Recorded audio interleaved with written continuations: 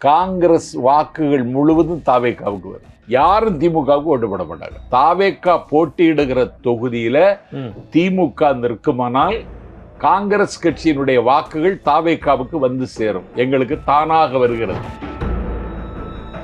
கூட்டணியை வைத்துக் கொள்ள வேண்டும் என்கிற முடிவு எங்க தலைவர் எடுக்கல.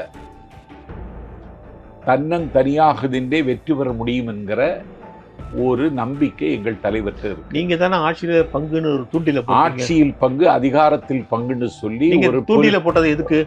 தூண்டில் கிடையாது, ஒரு பொலிட்டிக்கல் பாம்பு. அது அந்த பாம்பு வேலை செய்யலையே. டாஸ்மாக் அலுவலகத்தில் raid, TASMAC MD Visakan IAS வீட்டில் ரைடு, அலுவலகத்தில் ரைடு, முதலமைச்சர் போறார். அப்போ நீங்க எந்த அடிமை? நவீன அடிமையா? எத்தனை நாளைக்கு இந்த நாடகம் நடத்துவீங்க?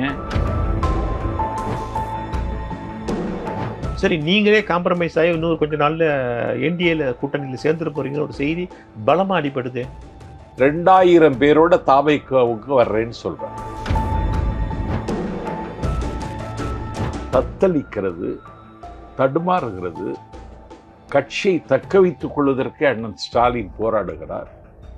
அவர்கள் நடத்துகிற கூட்டங்கள் எல்லாமே அட்டர் ஃபெயில். அந்த படத்தை வரக்கூடாதுங்கிறது உங்க எண்ணம். வராமல இருக்க போகுது. தேர்தலுக்கு முன்னாடி வந்தா விஜய் நடிச்ச படம்னு மக்கள் பார்க்க போறாங்க. தேர்தலுக்கு பிறகு வந்தா முதலமைச்சர் நடிச்ச படம்னு பார்க்க போறாங்க. நாங்க போட்டியிலே இல்லைங்கிறது மாதிரி விவாத அரங்குகள் நடக்கிறது. ஒரு சில்லறப்பையில் சீமானுக்கு கொடுக்கிற இடத்தை கூட எங்களுக்கு தரமாட்டேங்கிறாங்க.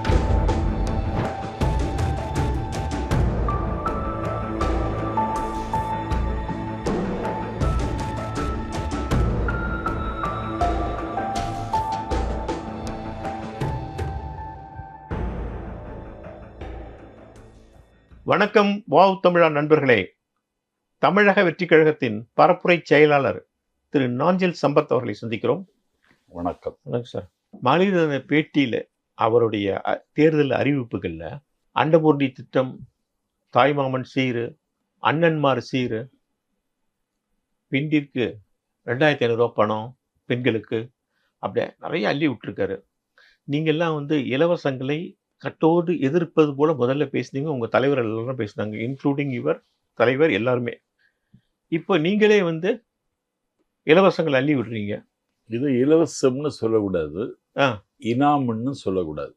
வாழ்க்கை தரத்தில் பின்தங்கி இருக்கிறவர்களை கைதூக்கி விடுகிறவரை, பைபாஸ் ரோடு மாதிரி கைதூக்கி விடுகிறவரை ஒரு வெல்ஃபேர் கவர்மெண்ட், சேமநல அரசு இது செய்தாக வேண்டிய கடமை. ரெண்டாவது, அப்புறம் இந்த வாக்காளர்களை மலிவாக பார்க்கிற பார்வை தலைவர் விஜய்கிட்ட கிடையாது. அவர் அறிவிச்சதிலேயே என்னுடைய உள்ளத்தை தொட்டது, ராணி வேலு நாச்சியார் படை. யூனிஃபார்ம் கிடையாது, மக்களோட மக்களாக அவர்கள் இருப்பார்கள். பெண்கள் திரளுகிற இடத்தில் பெண்களை பாதுகாக்க, கண்காணிக்க, காயவர்களிடமிருந்து அவர்களை தற்காத்து கொள்ள வழிகாட்டக்கூடிய ராணி வேலு நாச்சியார் படை. இது எனக்கு ரொம்ப மனம் கவர்ந்தது. ஏன்னா கொள்கை தலைவர்னு ராணி வேலு நாச்சியாரை அறிவிச்சிட்டாங்க. அது மாதிரி பெண்கள் மீதான வழக்குகள், இன்றைக்கு வழக்குகள் தேங்கி கிடக்கிறது. தேங்கி கிடக்கும் தீர்வு எட்ட முடியாத நொண்டுகிறது. விரைவு நீதிமன்றம்னு சொல்லுவாங்க, ஃபாஸ்ட் ட்ராக். அதுல இன்னைக்கு அஞ்சலை அம்மாள் விரைவு நீதிமன்றங்கள் அமைக்கப்படும்னு சொன்னார். ஒரு மானிட பற்று உள்ள தலைவி அம்மா ஜெயலலிதா. அவங்க தான் தாலிக்கு தங்கம்னு ஒரு திட்டத்தை அறிமுகம் செய்தாங்க. இந்த ஆட்சி வந்ததற்கு பிறகு அந்த திட்டத்தை விட்டுட்டாங்க. ஒரு பவுனுடைய இன்னைய விலை 1,29,000 ரூபாய். 1,29,000 மதிப்புள்ள தங்கமும் ஒரு பட்டுச் சேலையும் வழங்கப்படும் அப்படின்னு அறிவிச்சிட்டார். முதலமைச்சர் ஸ்டாலின் இப்படி செய்யும் போதெல்லாம் அள்ளி விடுறாருன்னு சொல்றீங்க. அப்ப நீங்களும் அதே தானே செய்றீங்க. அவரை விமர்சனம் செய்து விட்டு 3000 ரூபாய் கொடுத்தாங்க பொங்கலுக்கு. எங்க தலைவர் சேலத்துல பேசுற அன்னைக்கு 5000 ரூபாய் கொடுக்கிறார்.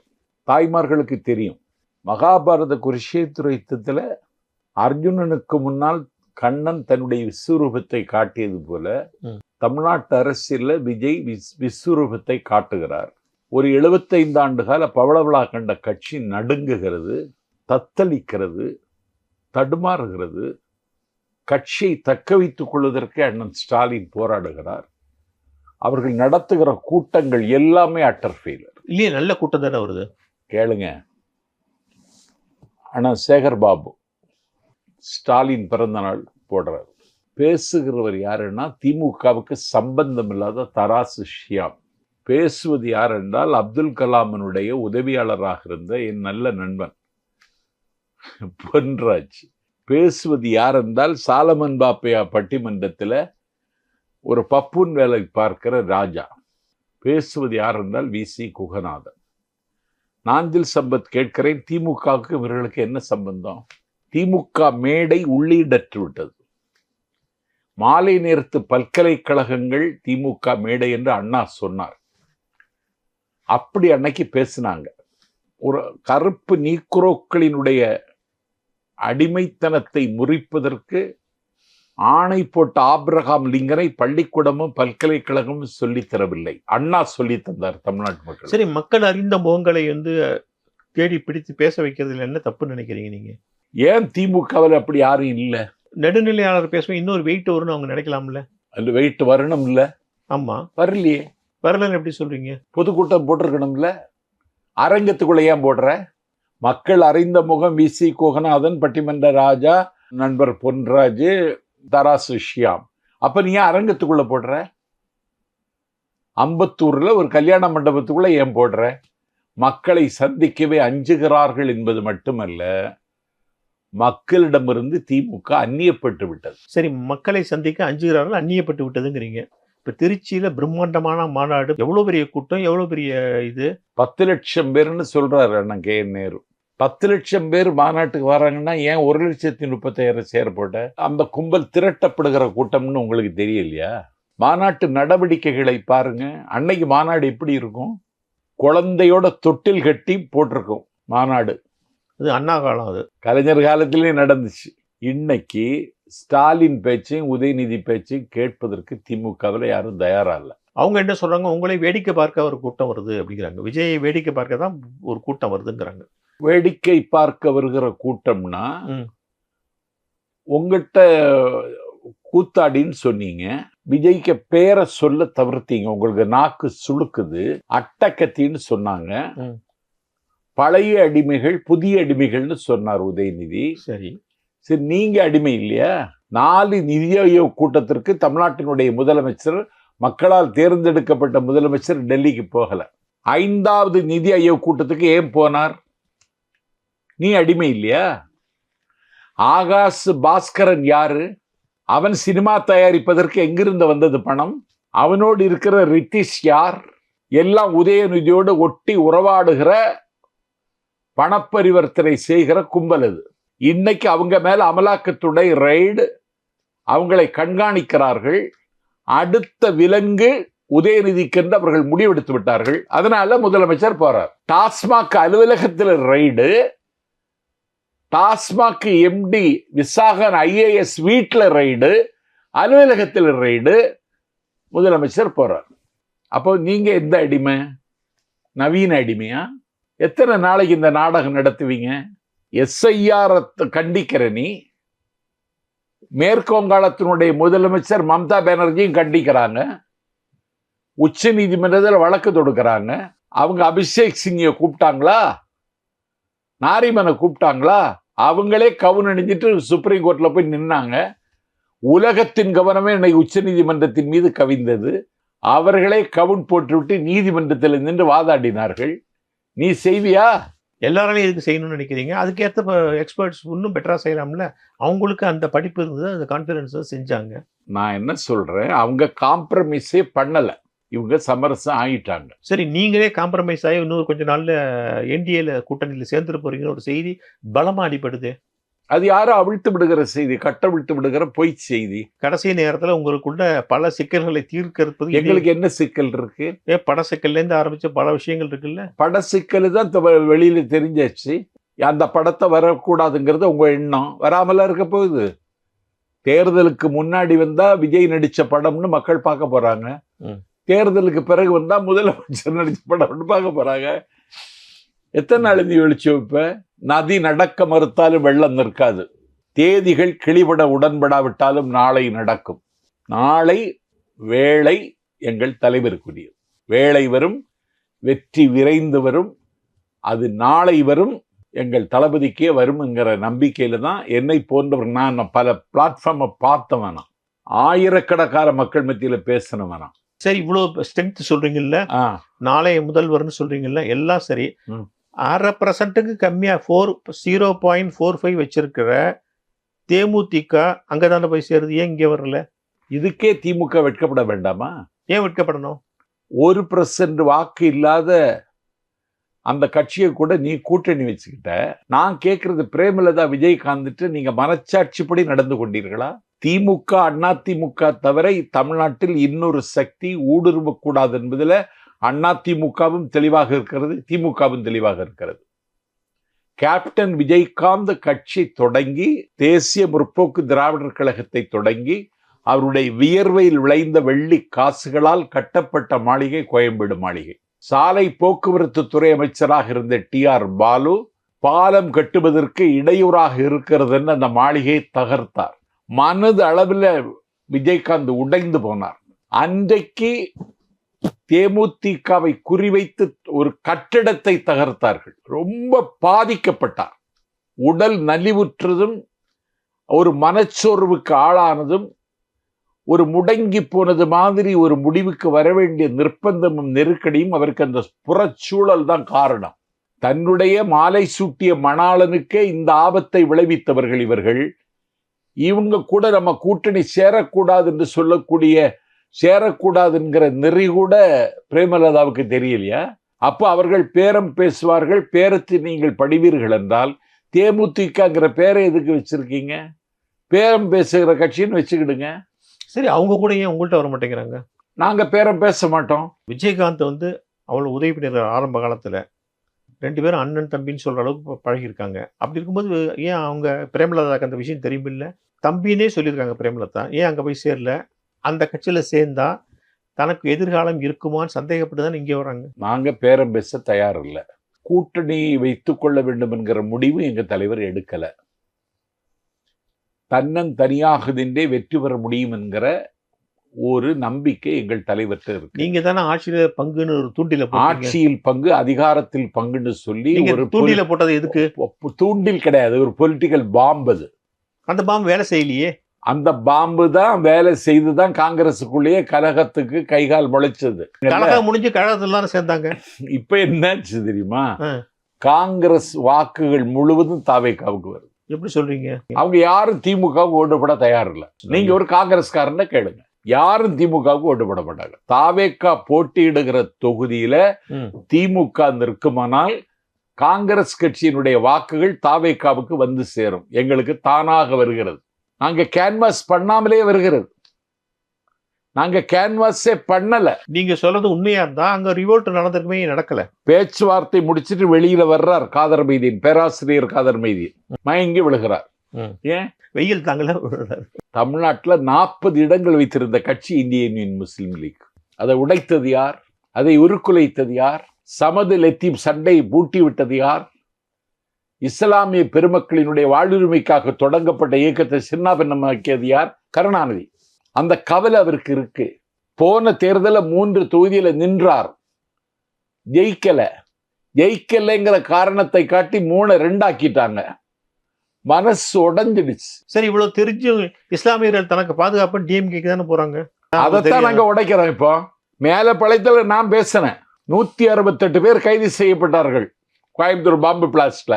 ஆட்சிக்கு வந்தால் விடுதலை செய்வேன்னு சொன்னார் முதலமைச்சர் ஸ்டாலின். விடுதலை செய்தீர்களா கேட்டனா?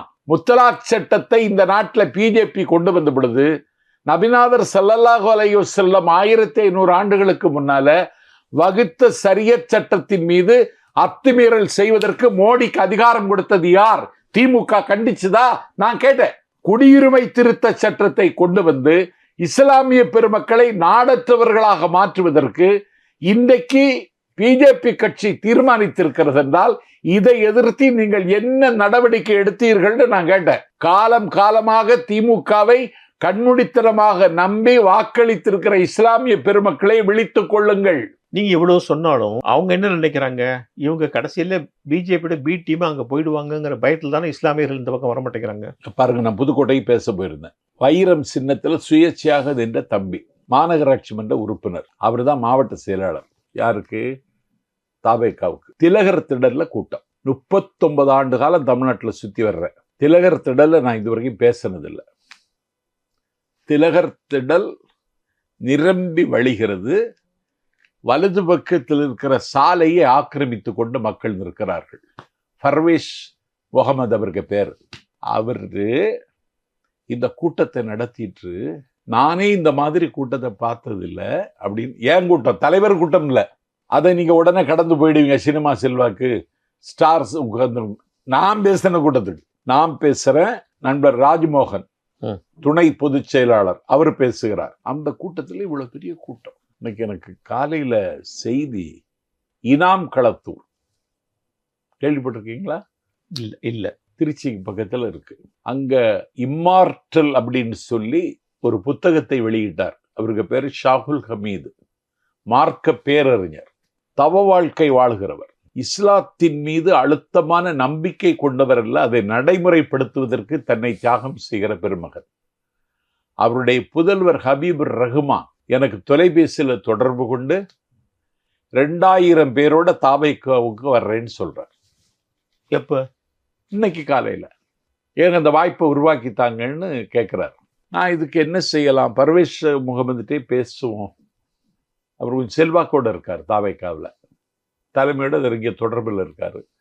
தளபதிக்கு வேண்டிய ஆள். நான் அவர்கிட்ட பேசணும்னு முடிவெடுத்திருக்கேன். இப்படி தமிழ்நாட்டில் இஸ்லாமிய பெருமக்கள் டென்சிட்டியா, அடர்த்தியாக இருக்கிற இடங்கள்ல ஃபர்தா அணிந்து கொண்டு எங்கள் பொதுக்கூட்ட நிகழ்ச்சிக்கு இஸ்லாமிய பெண்களை வருகிறார்கள் என்றால் திமுகவிடமிருந்து அவர்களும் அந்நியமாகி கொண்டு வருகிறார்கள் என்பதை இங்க பதிவு செய்கிறேன். வேட்பாளர்களை எப்படி தேர்ந்தெடுக்க போறீங்க? ஏன்னா இது உங்களுக்கு புது அனுபவம், நிறைய பேர் கேட்பாங்க. இல்ல அதாவது வேட்புமனு விநியோகிக்கப்படுகிறது என்று செய்தி வந்துடுது. 2.5 மணி நேரத்துல 10,000 மனுக்கள். இந்திய அரசியல்ல ஒரு தேசிய கட்சிக்கும் மாநில கட்சிக்கும் இந்த ரெக்கார்டு கிடையாது. அதற்கு பிறகு வாங்குகிறார்கள்.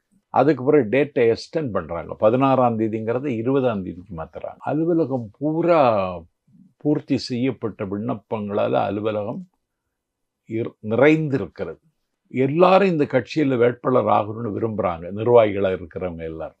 எனக்கு தெரிந்து நேற்றைக்கு நான் தஞ்சாவூருக்கு பேச போயிருந்தேன். திருத்துறைப்பூண்டி தொகுதி நான் கேட்டிருக்கேன். யாருக்கு? உங்களுக்கு?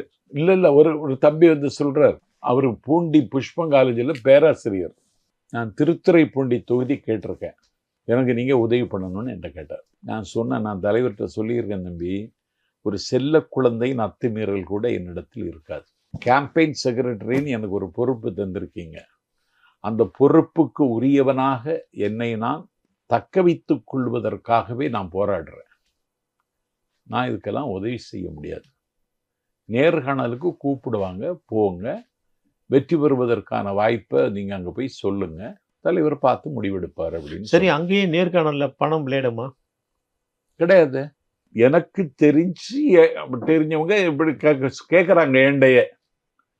நான் ஒரு நேர்மை நெருப்புன்னு எல்லாருக்கும் தெரியும். ஆனால் கேட்குறாங்க, என்ன கொஞ்சம் ஹெல்ப் பண்ண முடியுமா அப்படின்னு கேட்குறேன்.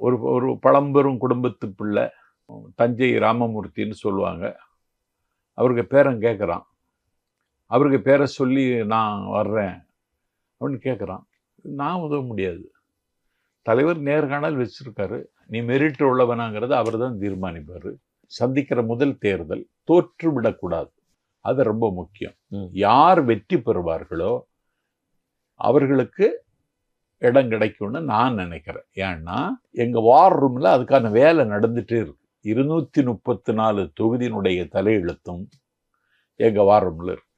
ஸோ இந்த எலெக்ஷன்ல உங்களுக்கும், அதாவது தாவேகாவுக்கும், என்டிஏக்கும், அதாவது எடப்பாடிக்கும் ஒரு மறைமுக அண்டர்ஸ்டாண்டிங் சில தொகுதிகளில் நடக்கும்னு சொல்றாங்களே, உண்மையா? அதுக்கு தேவையில்லையே.